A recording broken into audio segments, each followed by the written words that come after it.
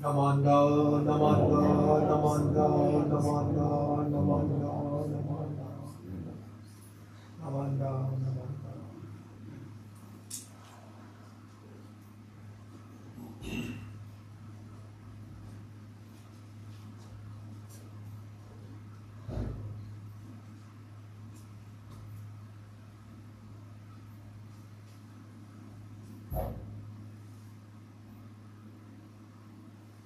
No more meters. No more meters. No more.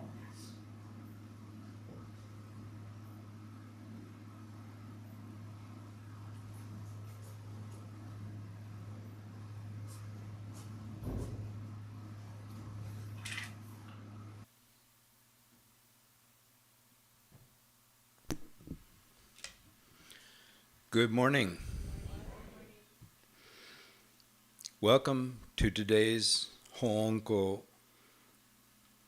Shinran Shonen's memorial service. My name is Doug Dorr, and I'll be the chairperson today. We'll begin this morning's service with the Sambujo on pages 24 and 25, followed by the reading of the Hyobyokumon, the purpose of the service.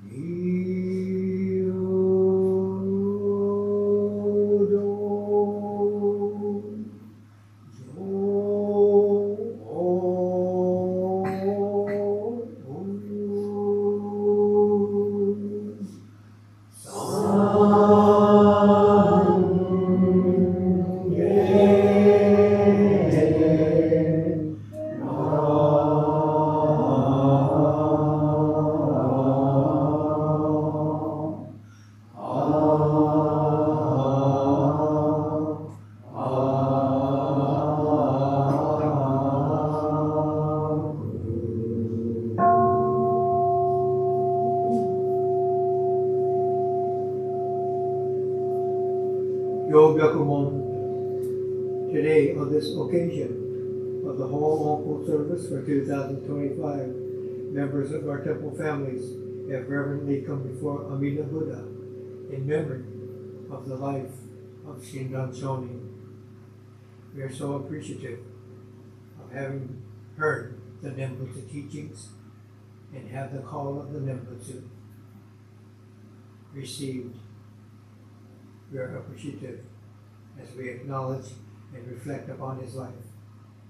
With deepest reverence and thankfulness for the all-embracing wisdom and compassion of Amida, we reaffirm the three homages, Namu Kie Butsu, Namu Kie Ho, Namu Kie So. I go to the Buddha for guidance. I go to the Dharma for guidance. I go to the Sangha for guidance. Please repeat the Nembutsu. Namo Amida Butsu. Namo Amida Butsu. Namo Amida Butsu. Namo Amida Butsu. Namo Amida Butsu. Namo Amida Butsu. Namanda, Namanda.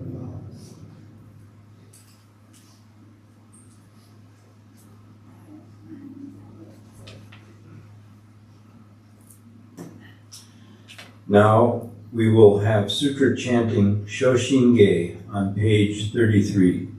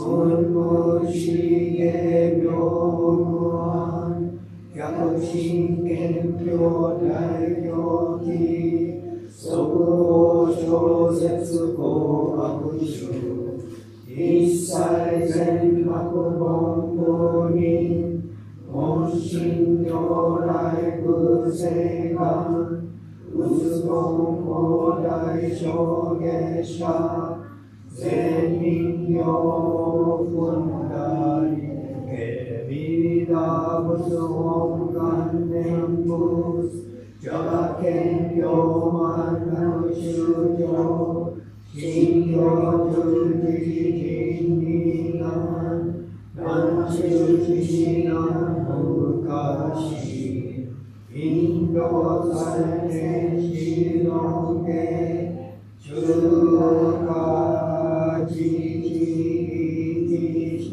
こそ現代諸国戦勝意如如来四世有記釈迦如来両河戦一種五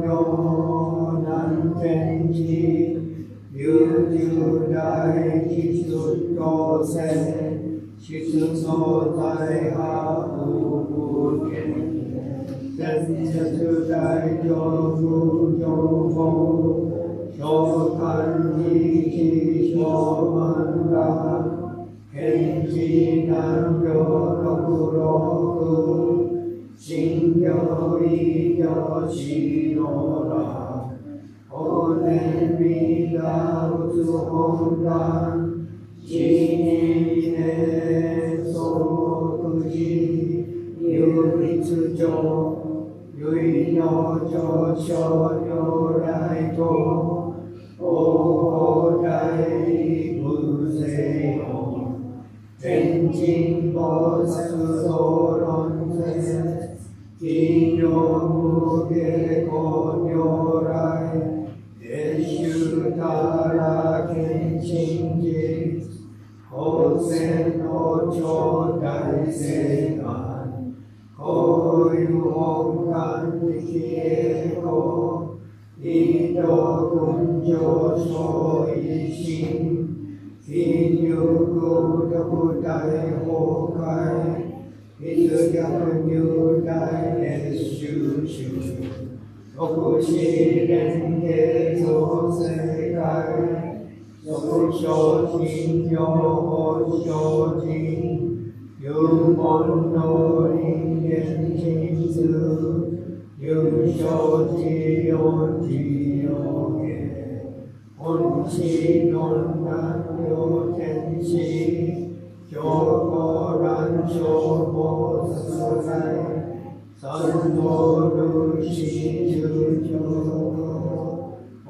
上専用記録天神菩薩論中継報道因果見世願方言でこうゆたり少女心に類心人惑前本部新人法小子小持続で反一心無量光明道小宇宙上海無形当社結晶道南省唯名浄土貫通流万全地力円本宗円満速合感染症三苦三心軽音言増末法滅道因一生総悪事偶税思案了解称名感全量独名無所意大愛上三両逆は法名名語見人間愛入本願大智慧行者少女本語心狂気一年相互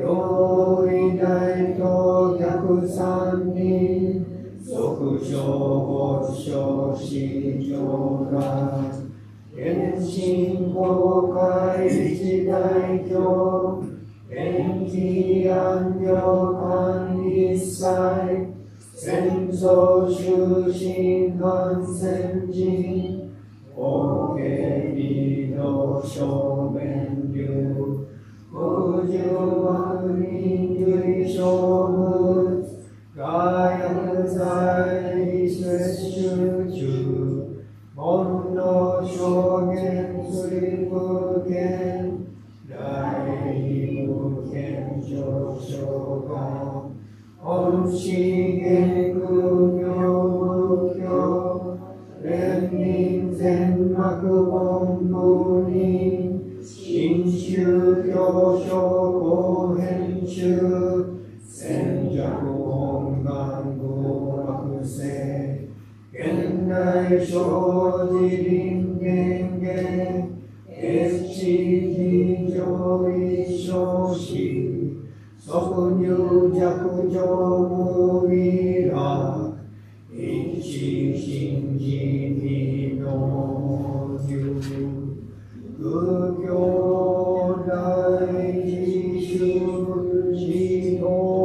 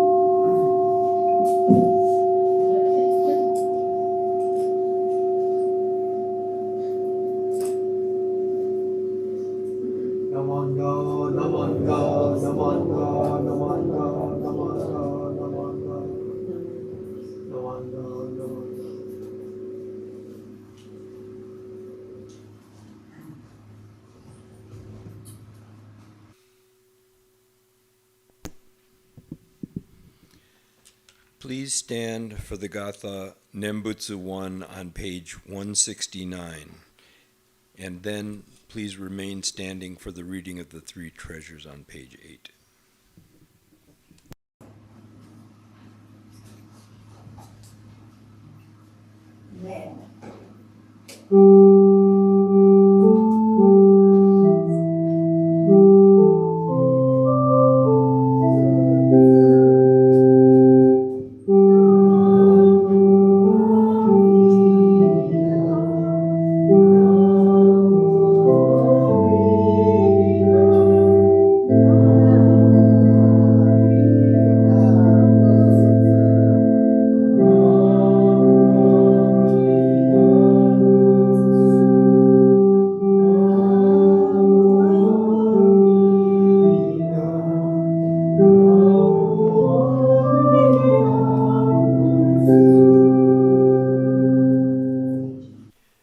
Page 8,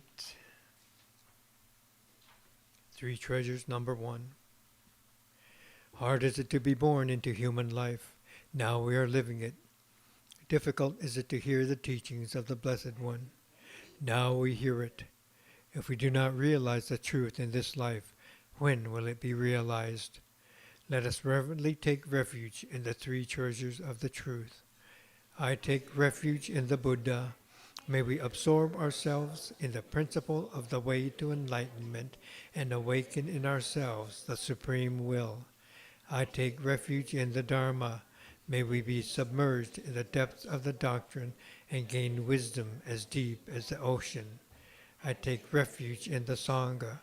May we live in harmony in the great assembly as disciples of Buddha and be freed from all hindrances, becoming units of true accord in the life of harmony, in a spirit of universal oneness, freed from the bondage of selfishness. Even through myriad ages of kalpas, hard is it to hear such an excellent, profound, and wonderful doctrine. Now we are able to hear and receive it. Let us thoroughly understand the true meaning of Tathagata's teachings. Namo Amida Butsu. Namo Amida Butsu. Namo Amida Butsu. Namanda, Namanda, Namanda. Okay, please be seated.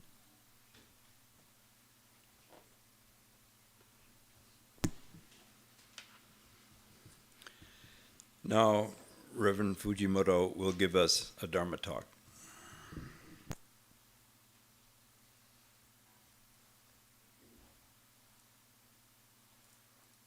Namanda, Namanda, Namanda.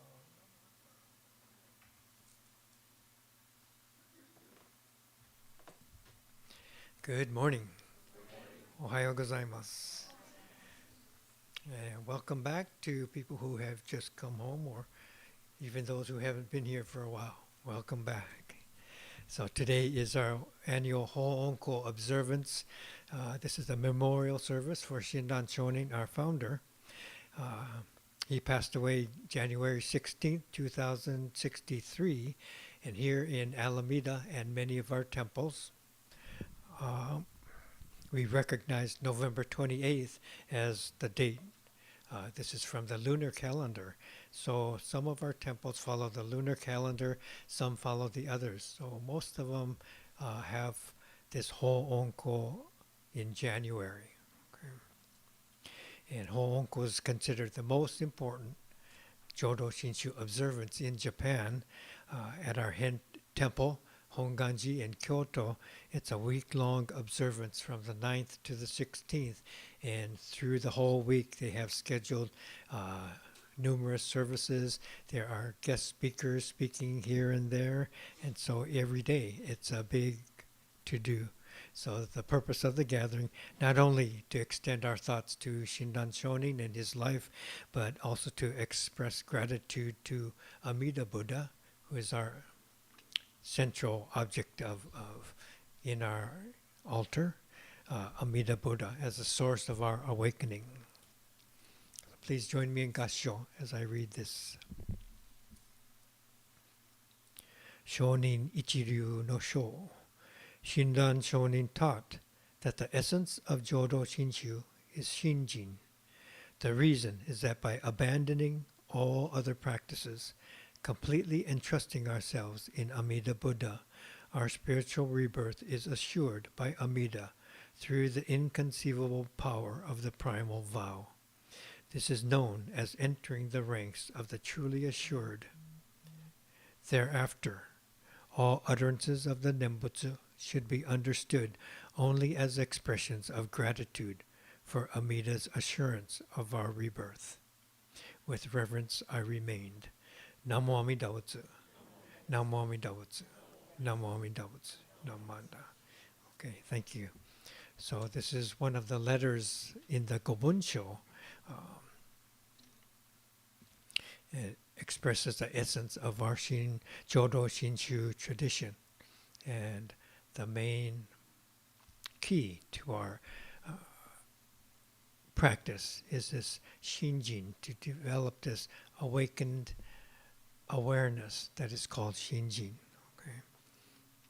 Awareness that Amida is not only all things that surround us, but also including us. So we sense this, that we are embraced by the infinite, by Amida. And this is the teachings of Pratitya Samutpada, interdependence of all things. So as we come to this awakening, I think we come to a recognition that we have a place in all of this. Amida permeates us, and we are part of this greater entity surrounding all of us, okay? And after we have that, we awaken to this, and then when we say Namo Amida Butsu, it's not to gain something, but just saying we are appreciative. Thank you, right? Thank you for allowing all these interconnections that make up my life, and we are being grateful for all that we receive in everything we do, every instant, every day, every meal, every encounter. All of these things are received.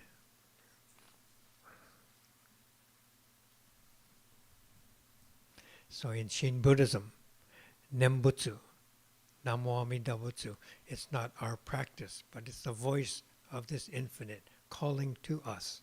So when we think of it, we want to think of the directionality that this Namo Amida Butsu is coming from beyond ourselves. Okay? So all the other practices in Buddhism are kind of a self-effort, self-serving effort. So this type of practice is different, 180 degrees different. And so this is what Shinran was trying to share and bring forward. And at that time, it was very radical. Still, it's very radical. So it's not a practice, I'm going to do my meditation, I'm going to do my chanting, I'm going to get better, and become an awakened being, right? So in Shinran's efforts, we open ourselves to this call from beyond ourselves. Right?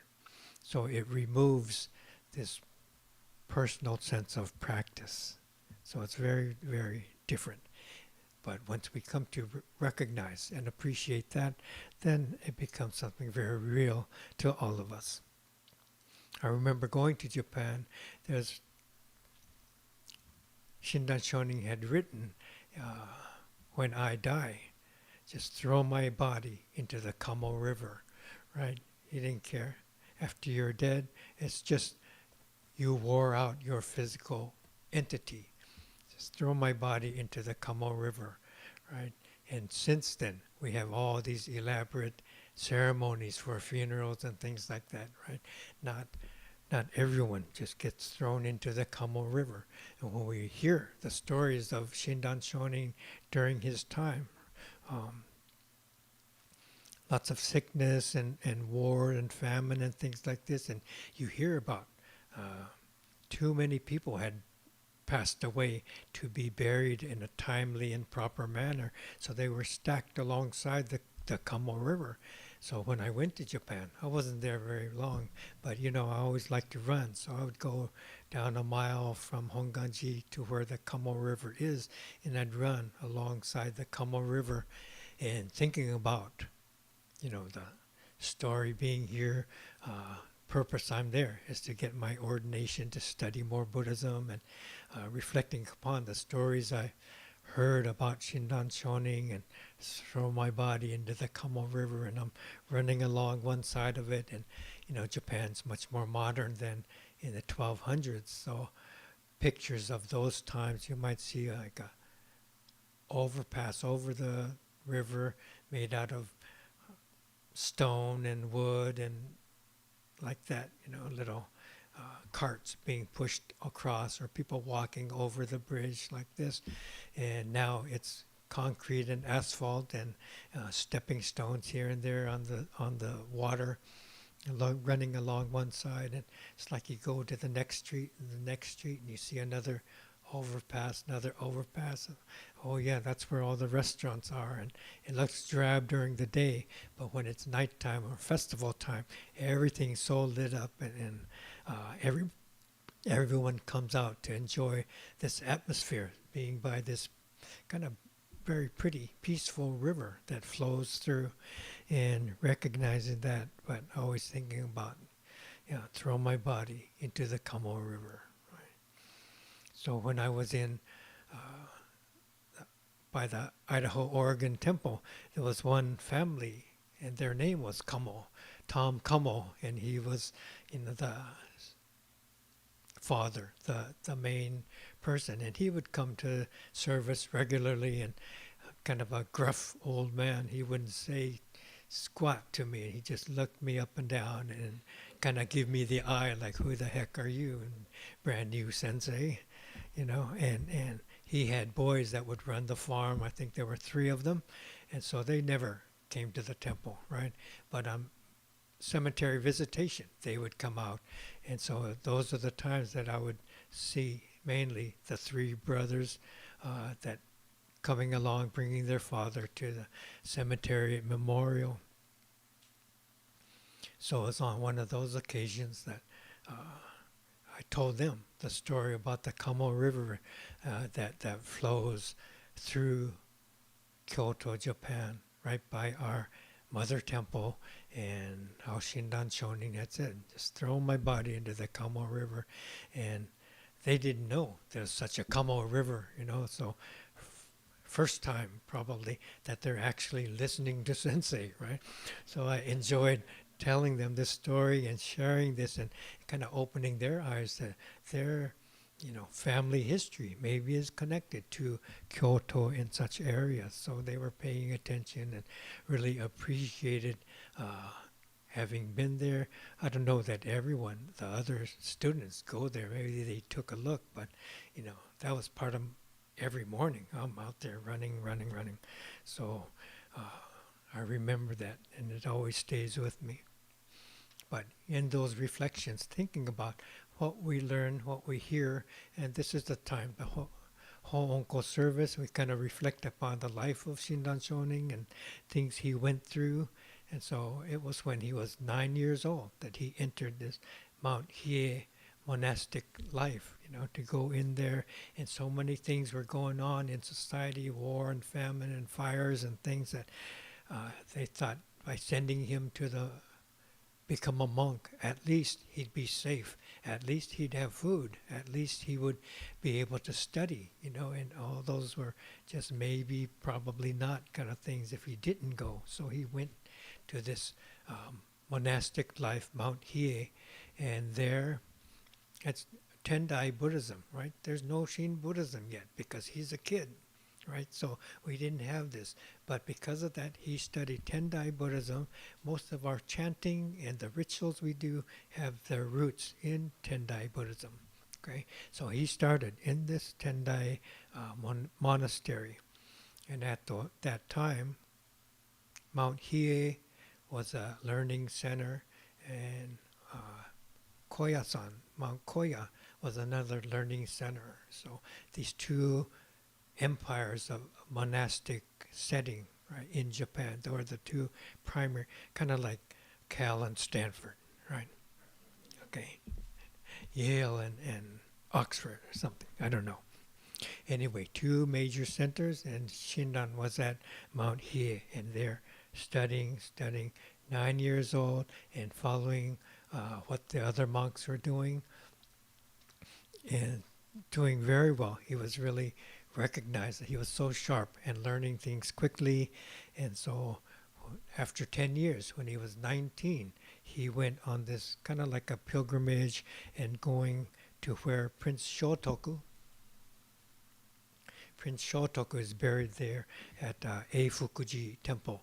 So he went over there and did this walking meditation around Prince Shotoku's burial mound or whatever they have there, And after a few days of meditation, he had a vision.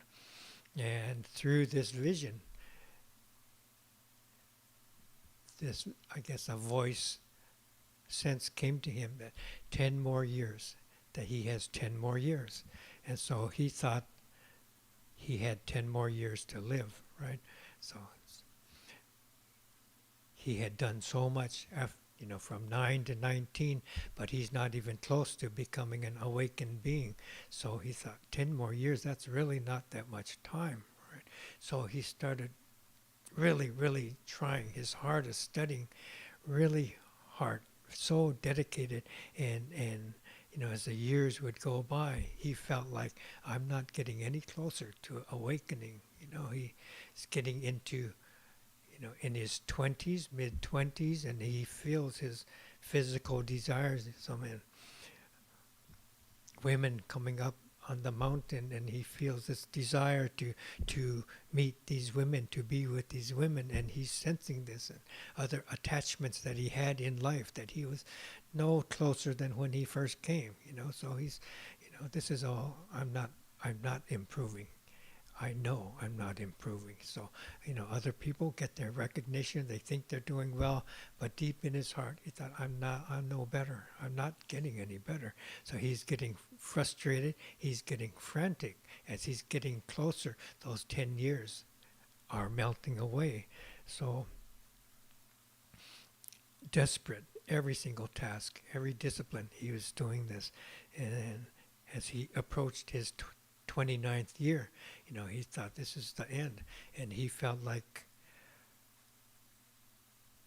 it's not that he couldn't face his death, he couldn't face his life. I'm a failure, right? And this is his sense.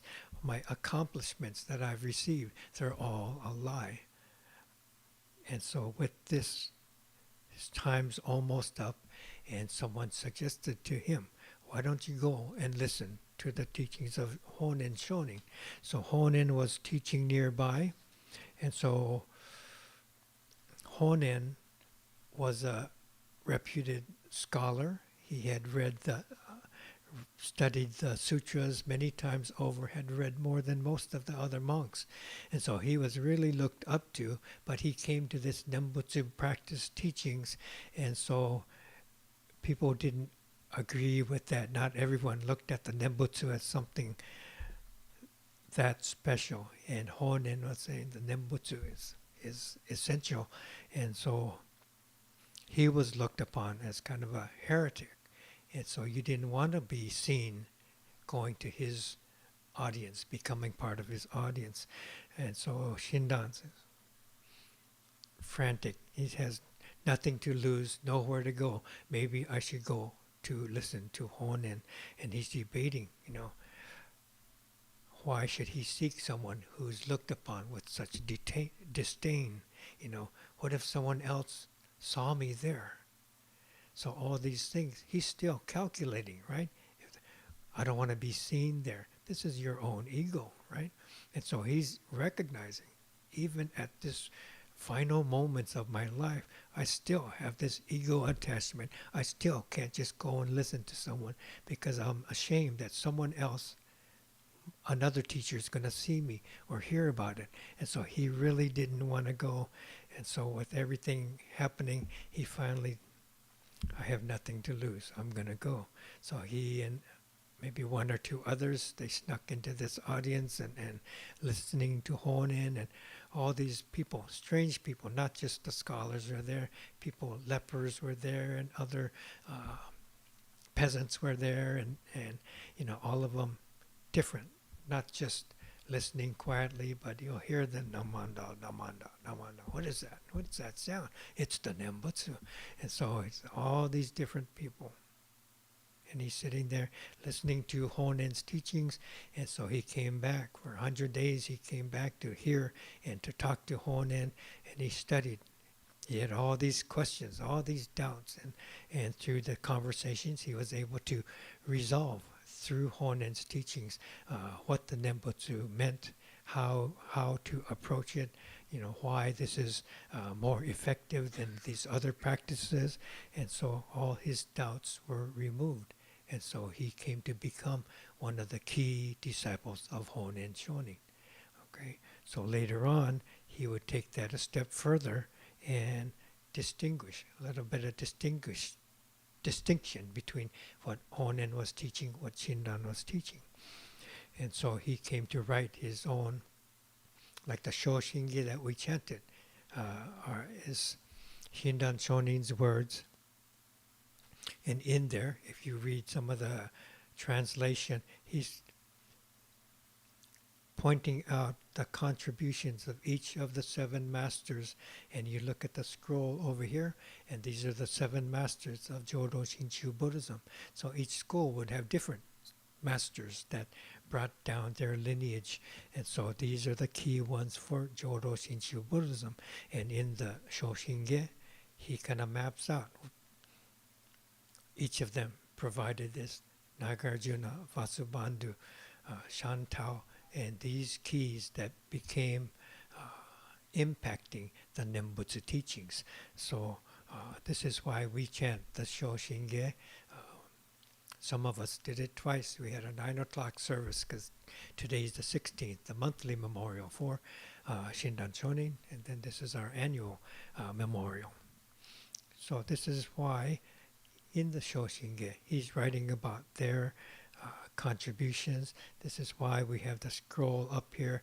This is why our altar is set up like it is. And you go to pretty much any Shin Buddhist temple, it will look like this. You'll feel a familiarity of how the altar is set up. You go to a different school of Buddhism, it might be quite different. Okay.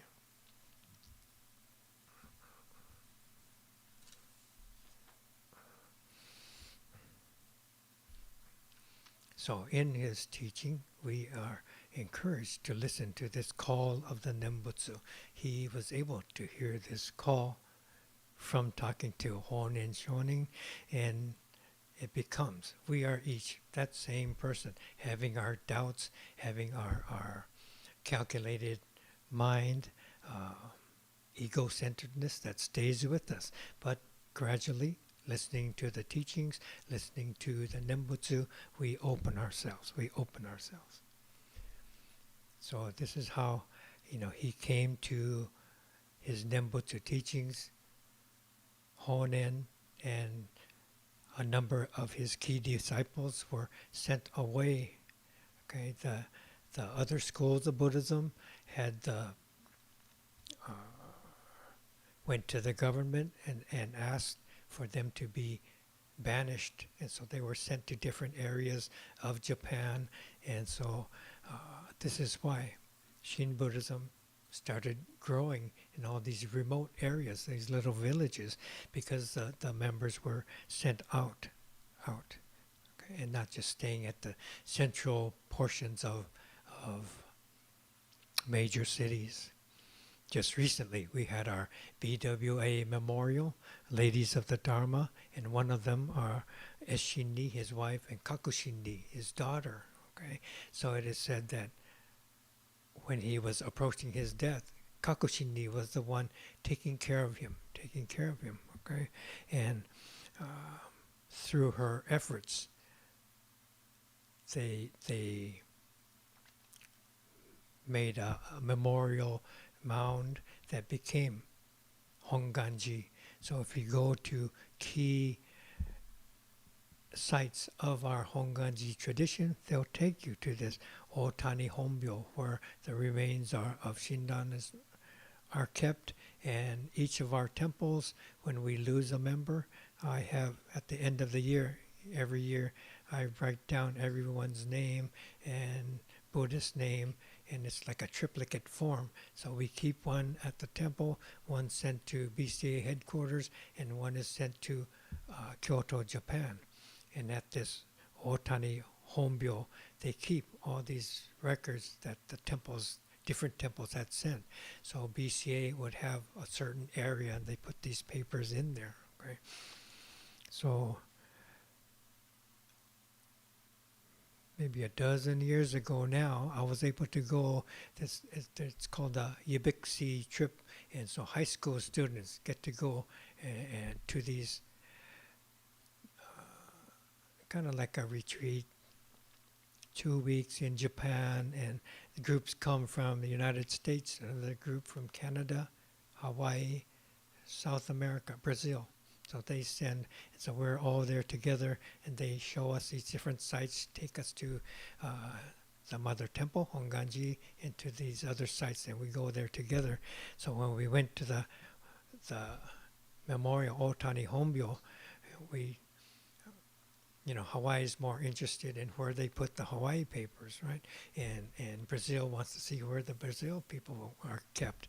And so the groups kind of separated, and so, okay, BCA people, we had like a dozen high school kids, so we're going to have a service here, and we lit incense, and we're all chanting the Jusei Ge, right? And so you could hear, we're chanting, you could hear people over there chanting, and later on, each of our students were encouraged to write something, a couple paragraphs, remembering their trip to Japan. And one of them says, it's kind of wild to think that you could chant, you could have a service anywhere, pretty much anywhere. And so that's what she remembered about being able to chant there. And she was from Stockton and a basketball player. And when she was getting into high school, she told her mom, I don't know if I'm Buddhist. I don't know if I want to just keep going to the church, right? They had grown up at the temple, done all the bazaar, obon things and like that. And she's kind of wondering about what is her direction, and maybe she should explore other things. And kind of like a last resort, her mom signed her up for this trip. So, okay, go to Japan. Go to Honganji and see what this is about, and she could meet others her age, and they're all on this little journey.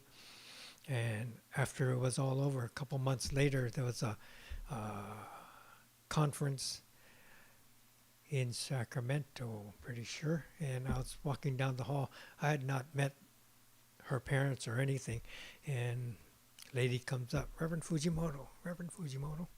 So, and she explains that her daughter went on the Ubixi trip, and so I just want to thank you.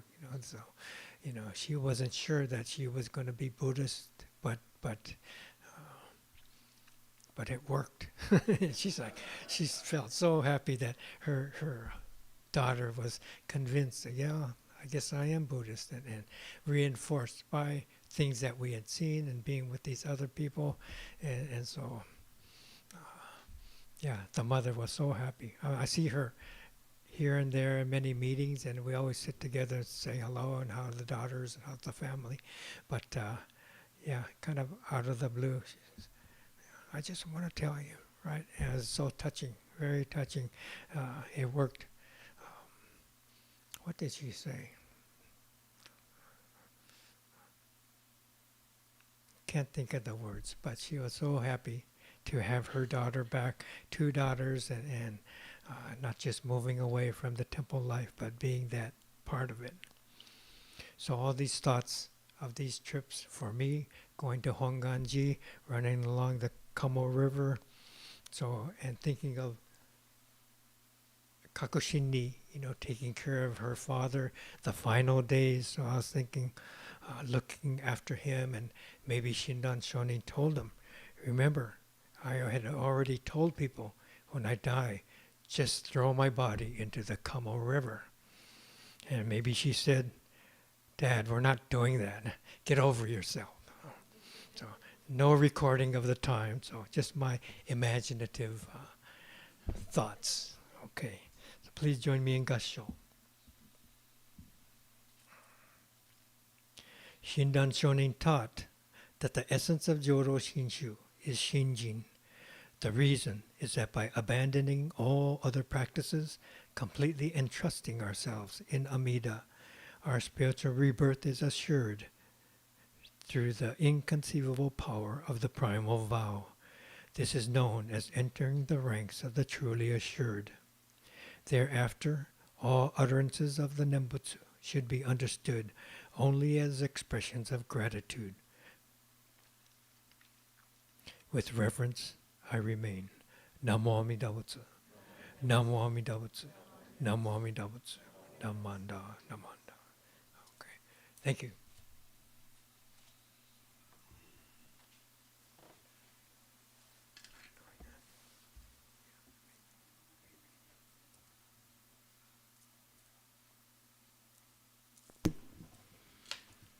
Thank you, Sensei, for your Dharma message. Please stand for the Gatha Ondokusan on page 220.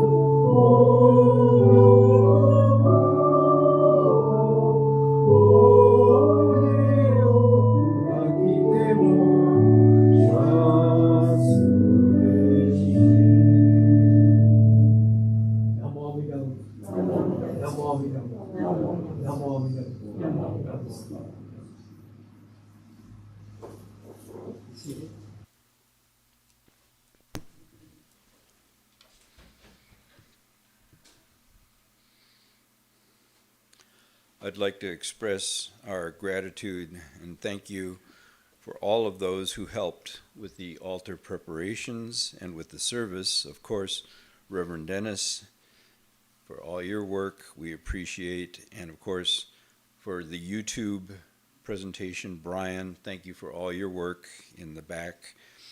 For the altar flowers, thank you to Jackie, Dorothy, and Lenny. And of course, thank you to Lenny for playing the organ. Welcome back, Lenny. And also thank you to the Abwa Toban Group number 2 for preparing today's otoki lunch. It's a vegetarian lunch that we're going to share in a few minutes in the Kaikan. So thank you to Toban Group number 2. Are there any newcomers or visitors today? Any new faces? I don't think so. No. Okay. Announcements. Next Sunday, November 23rd, will be a family service, and of course there will be an Ask Reverend Dennis session on the 23rd. On Sunday, November 30th, there is no service because that's the 5th Sunday of the month. And just a gentle reminder that today is the last day opportunity for you to donate to the ABWA annual the fall food drive. Any other announcements that people need to make? Any other announcements? 2026 membership. I'm sorry. People that were renewing memberships for 2026. Oh, yeah. Brian is reminding me that it's the time to renew membership. Yeah, for next year. For next year. Renewing your membership for next year. Thank you. Thanks for that. And Sensei, would you like to go? Okay, we received our BCA calendars for 2026. They're in the other room. So this year in particular, we have artwork showing, and very happy with how the calendar came out.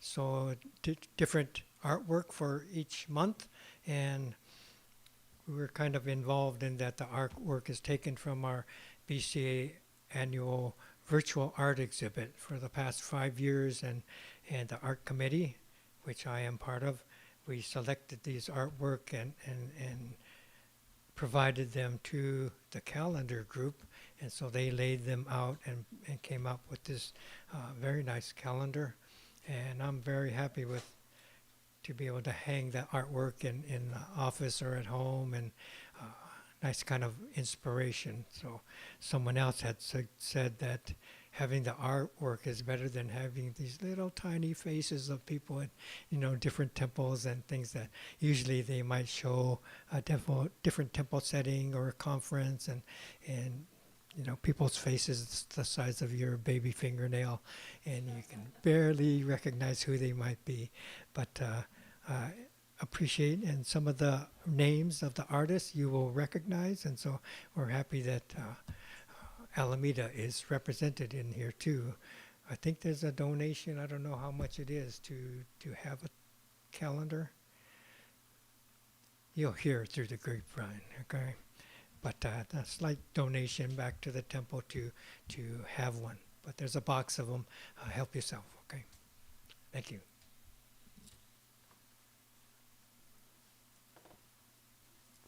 Thank you, Sensei, for that. And I just wanted to point out that in March there is artwork of Reverend Terao, Reverend Au Terao, of course, of this temple, which is a Sumie ink painting.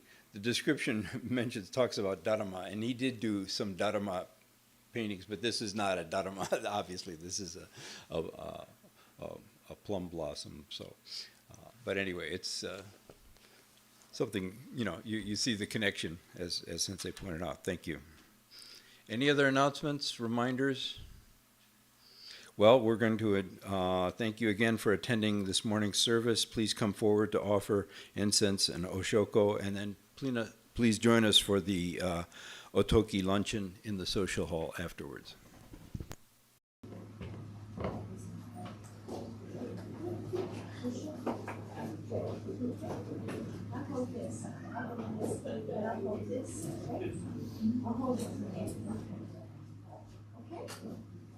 Okay.